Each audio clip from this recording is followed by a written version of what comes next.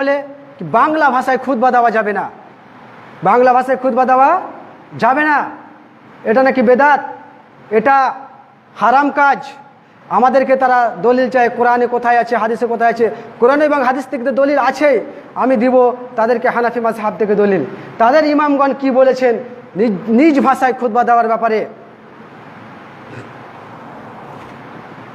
আল্লামা তাহাবি হানাফি বলেন, জুমার খুতবা আরবি জানলেও ফার্সি ভাষায় চলবে। জুমার খুতবা আরবি জানলেও ফার্সি ভাষায় চলবে, অর্থাৎ নিজ ভাষায় খুতবা দেওয়া যাবে। হাসিয়া তাহাতাবি আলা মারাক্কিল ফালা পৃষ্ঠা নম্বর 17-তে হানাফি মাযহাবেরই একজন ইমাম ইনি।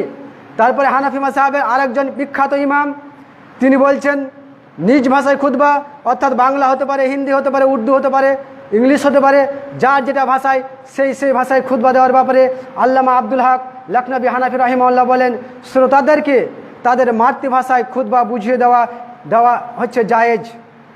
শ্রোতাদেরকে তাদের মাতৃভাষায় খুতবা বুঝিয়ে দেওয়া এটা জায়েজ।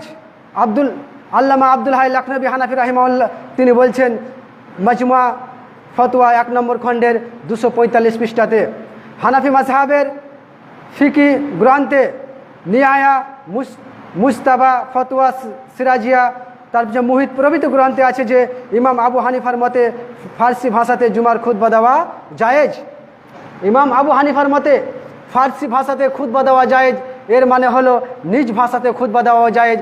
আমরা যেহেতু আমরা বাংলা ভাষাতে খুতবা দেওয়া এটা কোনো বিদআত বা হারাম কাজ নয়।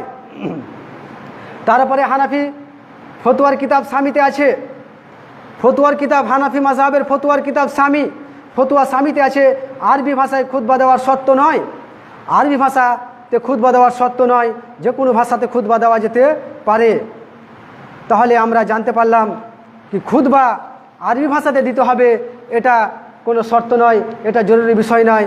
খুতবা নিজ নিজ ভাষায় দেওয়ায় এটাই হচ্ছে সুন্নাহ। কেন সুন্নাহ বললাম? কি আল্লাহ রাব্বুল আলামিন তার প্রত্যেক নবী রাসূলগণকে প্রেরণ করেছিলেন ওই ভাষাভাষী তিনি যে ভাষায় ছিলেন। আমাদের নবীকে প্রেরণ করেছেন আরবি ভাষা, কারণ তার সামনে যে লোকগুলো ছিল তারা আরবিতে কথা বলতো এবং তিনি তার ভাষায় তাদের সামনে খুতবা দিয়েছেন। এখন কেউ যদি বলে কি বাংলা ভাষাতে খুতবা দেওয়া যাবে না, কেন নবী করিম সাল্লাল্লাহু আলাইহি সাল্লাম বাংলা ভাষাতে খুতবা দেয়নি? তো আমরা বলবো নবী করিম সাল্লাল্লাহু আলাইহি সাল্লাম তাবলীগ বাংলা ভাষায় করেনি, দিন প্রচারও বাংলা ভাষায় করেনি, তিনি আরবি ভাষাতে দিন প্রচার করেছিলেন। যারা তাবলীগ করে তাদেরকে তাবলীগও আরবি ভাষাতে করতে হবে, যারা ইসলাম প্রচার করে দিন প্রচার করে তাদেরকে আরবি ভাষাতে দিন প্রচার করে। কেন নবী করিম সাল্লাল্লাহু আলাইহি সাল্লাম কখনোই আরবি ভাষাতে আরবি ব্যতীত অন্য কোনো ভাষাতে দিন প্রচার করেননি।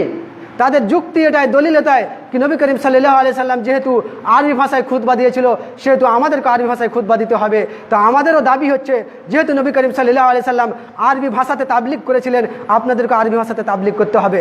যেহেতু নবী করিম সাল্লাল্লাহু আলাইহি সাল্লাম আরবি ভাষাতে দিন প্রচার করেছিলেন সেহেতু আপনাদেরকে আরবি ভাষাতে দিন প্রচার করেছিল। আর একটি তাদের